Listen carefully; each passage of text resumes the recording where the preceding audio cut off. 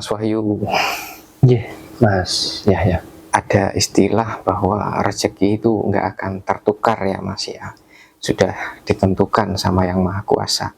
Termasuk jodoh, takdir kematian, dan takdir-takdir yang lain yang sudah ditentukan. Itu kuasa daripada Yang Maha Kuasa, Mas. Setuju apa enggak Mas Wahyu? Bahwa semuanya Tuhan yang mengatur, Mas.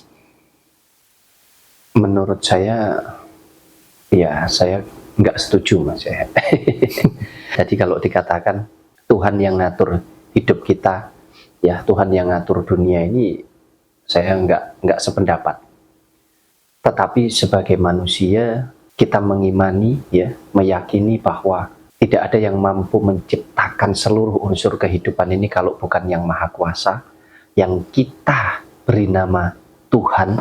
Saya meyakini, Mas Yahya. Jadi nggak mungkinlah manusia bisa menciptakan yang luar biasa seperti ini.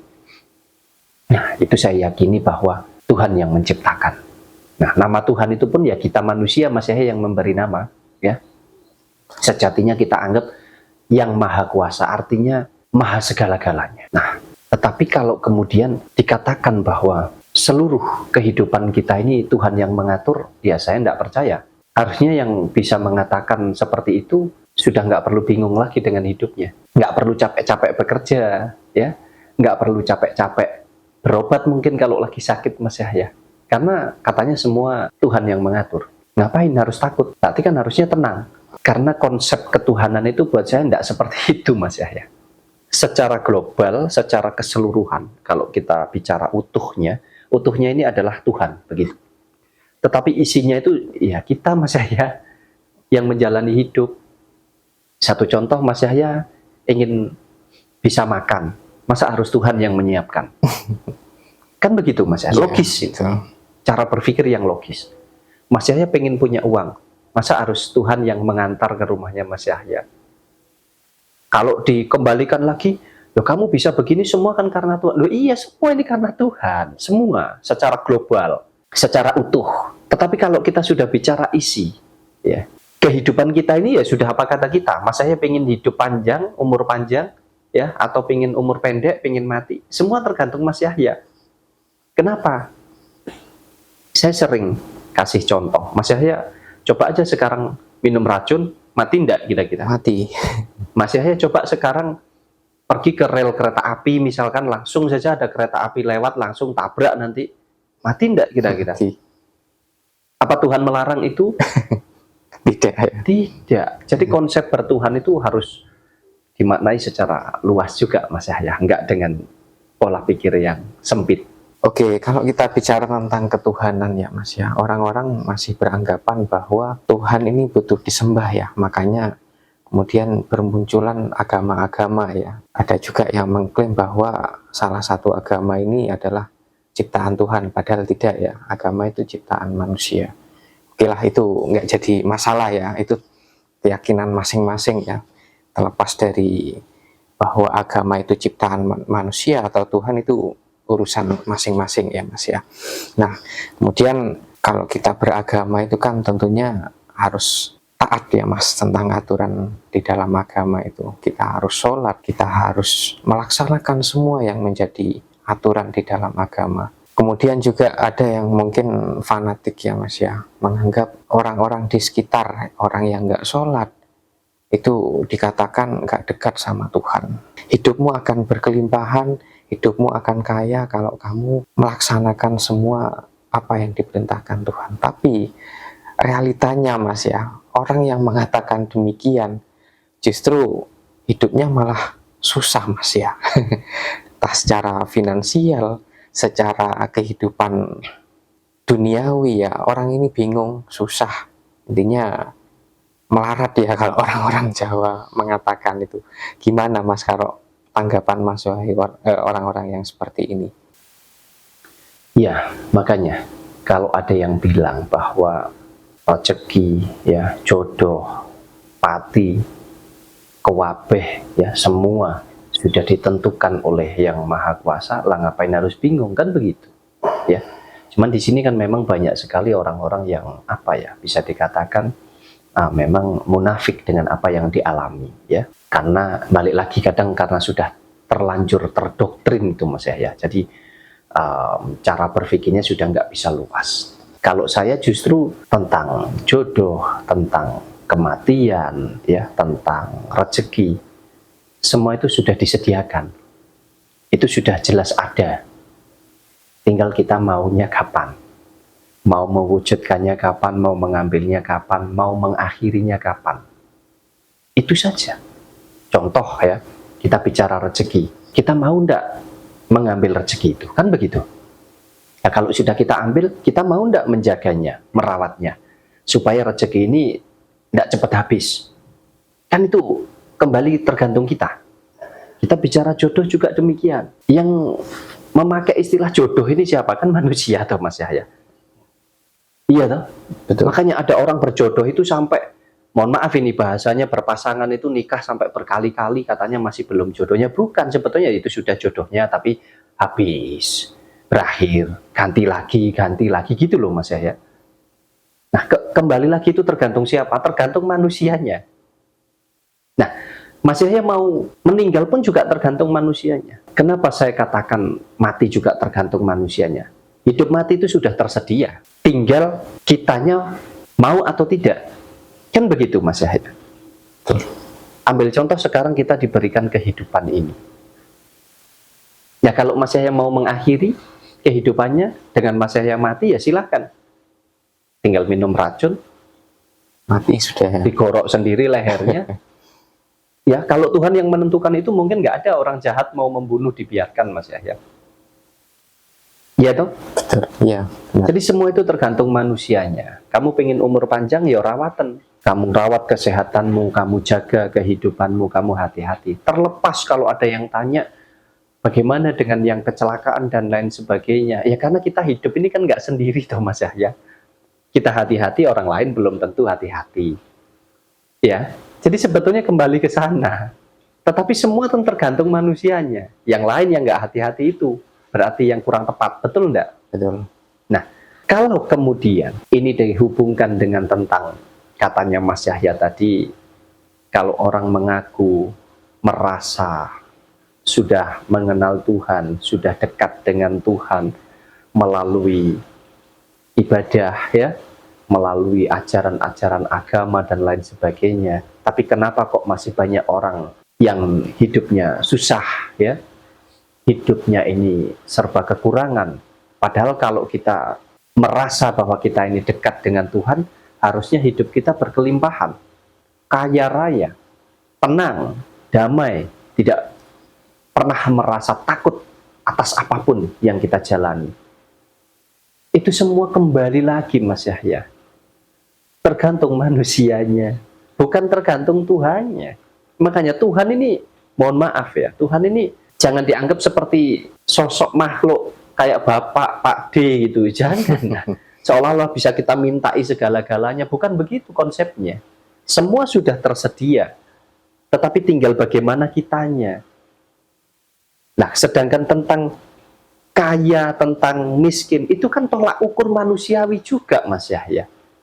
Yang dimaksud kaya itu yang punya ini itu, yang miskin ini berarti yang nggak punya ini, nggak punya itu, dan lain sebagainya. Padahal hidup ini ada syariat, ada hakikat. Lah kalau kaya miskinnya secara syariat mungkin ada benernya.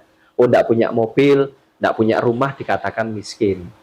Yang punya rumah banyak, punya uang banyak dikatakan kaya secara syariat. Tapi hakikat sesungguhnya tentang kekayaan itu apa? Kebahagiaan. Hidup yang tenang, baik secara dohir maupun batin. Pikirannya tenang, hatinya tenang. Artinya apa? Jiwanya damai.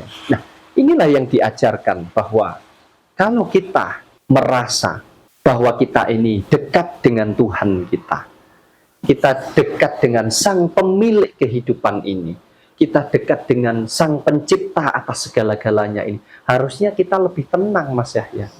Kita harusnya kaya raya secara syariat maupun secara hakikat. Dalam arti, loh, secara duniawi harusnya ya berkelimpahan. Tapi kan berkelimpahannya setiap orang berbeda-beda begitu loh. Artinya apa? Apa yang menjadi kebutuhan hidup kita sebagai manusia, hidup di dunia ini, terpenuhi Mas Yahya, tercukupi Mas Yahya. Karena apa? Keberlimpahan menurut saya dengan menurut Mas Yahya pasti berbeda, betul enggak? Betul. Kaya menurut saya dengan kaya menurut Mas Yahya berbeda, betul enggak? Betul. Nah, tetapi ada nilai yang terkandung di dalamnya, bahwa kalau kita bisa menikmati hidup ini dengan penuh rasa syukur, disitulah kebahagiaan yang sesungguhnya, disitulah kekayaan yang sesungguhnya. Artinya apa? Tenang pikiran kita, tenang jiwa kita. Karena apa? Karena kita tidak ada tekanan apapun di dalam hidup ini. Oh, aku hari ini bisa makan dengan kerupuk, aku bersyukur. Aku masih bisa makan, dibandingkan dengan orang lain, mungkin susah untuk bisa makan. Oh, hari ini aku bisa makan dengan sambal. Salahnya di mana, Mas Yahya? Kita tidak perlu bicara tentang protein, gizi, nutrisi, dan lain sebagainya. Kita bicara hakikat orang makan itu apa? Kenyang, betul enggak? Betul. Tidak usah bicara tetek bengee. Jangan dulu. Kita bicara hakikat yang sesungguhnya apa? Kita bisa makan, kita kenyang, kita dapat tenaga di situ. Betul enggak? Kita dapat energi. Betul. Nah, sayangnya orang-orang ini kan nggak mau mempelajari jauh ke sana, Mas Yahya. Jadi cara berpikirnya sangat sempit sekali, sehingga dianggap bahwa hidup yang kaya, yang bahagia itu ya karena punya segala-galanya secara duniawi. Padahal tidak seperti itu. Nah, makanya banyak orang-orang, mohon maaf ya, orang-orang yang mengaku, mengatakan bahwa dia sudah rajin ibadah, rajin sholat, rajin, wah macam-macam Mas Yahya ya, sesuai dengan ajaran daripada sebuah agama, tetapi kenyataannya hidupnya susah. Tidak usah bicara tentang finansial, ya. Baru menghadapi persoalan tentang rumah tangga, tentang keluarga, tentang anak saja mungkin sudah pecah kepalanya, Mas Yahya. Ini banyak sekali. Padahal kalau kita mau telaah lebih dalam, kalau kita merasa bahwa kita ini sebagai makhluk yang bertuhan, artinya ada yang berkehendak ada atas hidup kita, ada yang maha kuasa di dalam kehidupan kita, bahkan di seluruh jagat raya ini. Nah, kenapa harus bingung?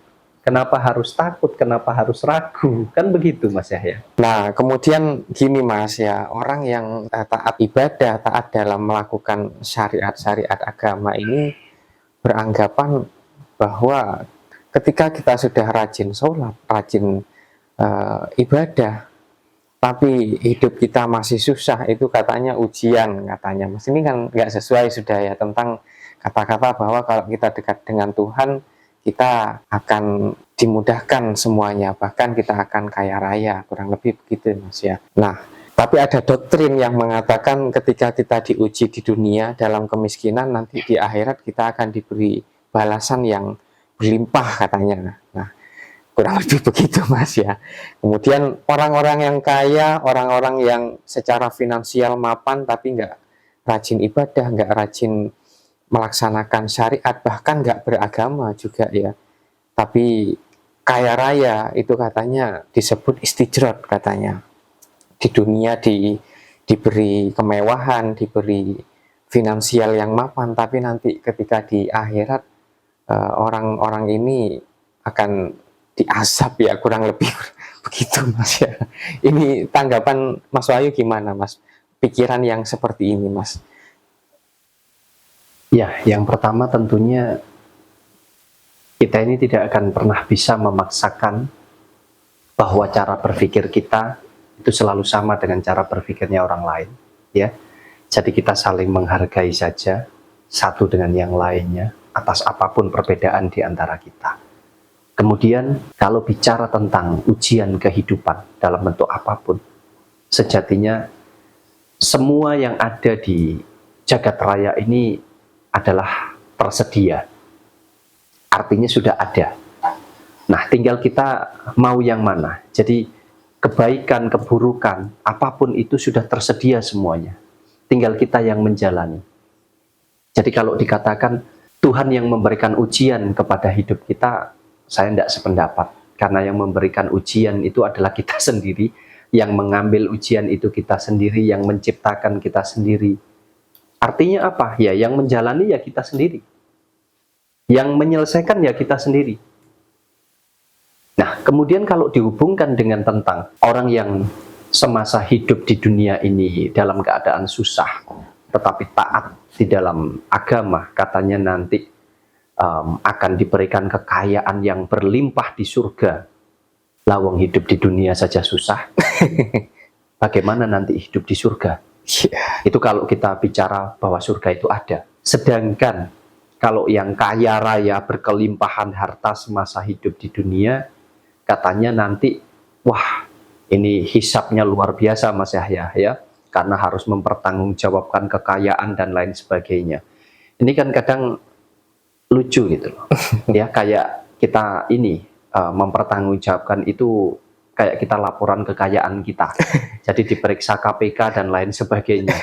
Mosok ya Tuhan itu ngurusi yang kayak begitu gitu loh, maksud saya Mas. Jadi ya kadang kita ini sudah terlanjur terdoktrin ya oleh tuntutan ajaran daripada sebuah agama, sehingga banyak kita ini memang yaitu yang paling mujarab sih Mas ya. Kita ini ditakut-takuti tentang neraka dan diiming-imingi tentang surga.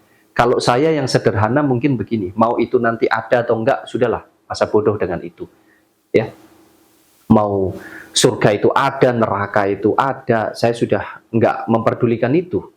Justru saya memperdulikan semasa hidup ini, bagaimana saya mampu menjalani hidup ini dengan benar-benar bahagia Mas ya. Kalau dikatakan kaya, sangat kaya raya. Tetapi jangan dibandingkan kaya raya saya dengan kaya rayanya orang lain. Karena kaya raya menurut saya, ya saya yang bisa merasakan itu gitu loh. Kalau saya boleh simpulkan bahwa kekayaan yang sesungguhnya adalah di mana kita bisa menjalani hidup ini dengan penuh rasa syukur, sehingga saya itu betul-betul bahagia, baik secara lahir maupun batin. Artinya apa? Saya bisa menjalani hidup dengan luar biasa tenang. Tenang secara pikiran saya, tenang secara batin saya atau kejiwaan saya. Jadi saya menjalani hidup saya dengan enjoy Mas Yahya. Manakala saya lagi ada masalah, ya karena berarti saya harus koreksi. Kok bisa masalah ini ada? Oh karena saya begini. Cara menyelesaikannya bagaimana? Oh saya harus begini. Nah, kemudian saya bisa menikmati hidup ini Mas Yahya. Nah perkara nanti sudah meninggal ya sudah Ben, wis mati kok. Sudah meninggal, wis mau apa aja bebaslah, sudah terserah. Yang penting saya beriman kepada Tuhan saya. Ya, saya mengimani memang bahwa Tuhan itu ada. Ya jadi saya beriman kepada Tuhan. Kalau tadinya saya ini tidak pernah ada kemudian diadakan, setelah saya ada kemudian nanti saya juga ditiadakan, ya sudah itu jadi rahasianya Tuhan. Bukan urusan saya, bukan urusan manusia-manusia yang lain Mas Yahya.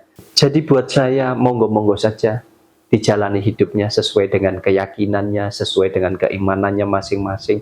Yang beragama silahkan, yang tidak beragama, yang meyakini silahkan sesuai dengan keyakinan masing-masing. Yang terpenting semasa hidup ini, ayo kita melakukan yang terbaik yang kita bisa. Ayo kita menjadi manusia-manusia yang bermanfaat untuk sesama dan juga seluruh isi daripada jagat raya ini.